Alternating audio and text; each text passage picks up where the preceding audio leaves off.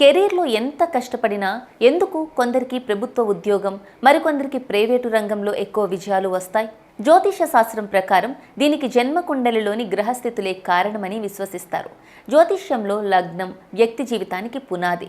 లగ్నాధిపతి బలంగా ఉండి గురు, శుక్ర వంటి శుభగ్రహాల అనుగ్రహం ఉంటే నాయకత్వ లక్షణాలు, ఉన్నత స్థాయి అవకాశాలు పెరుగుతాయని చెబుతారు. ఇక ప్రభుత్వ ఉద్యోగాలు, ముఖ్యంగా యూపీఎస్సీ వంటి పరీక్షల్లో సూర్యుడు, కుజుడు, రాహువు స్థానాలు కీలకమని నిపుణులు భావిస్తారు.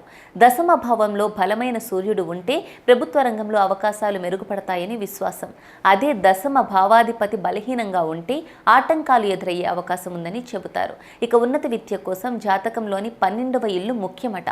4 లేదా 5వ భావాధిపతి అక్కడ ఉంటే చదువు కోసం స్వస్థలం దాటి ఇతర నగరాలు లేదా విదేశాలకు వెళ్లే అవకాశం ఉంటుందని భావిస్తారు. ప్రభుత్వ రంగం కంటే గురు ప్రభావం బలంగా ఉంటే బోధన, కన్సల్టింగ్, ప్రైవేట్ రంగంలో లేదా స్వతంత్ర వ్యక్తుల్లో మంచి పేరు, సంపద సాధ్యమని అంటారు. అయితే జ్యోతిష్యం కేవలం ఒక విశ్వాస ఆధారిత మార్గదర్శకం మాత్రమే. అసలు విజయాన్ని నిర్ణయించేది మన కృషి, పట్టుదల, సరైన నిర్ణయాలే. గ్రహ మార్గాలు చూసుకోవచ్చు, కానీ గమ్యానికి తీసుకువెళ్లేది మన ప్రయత్నమే.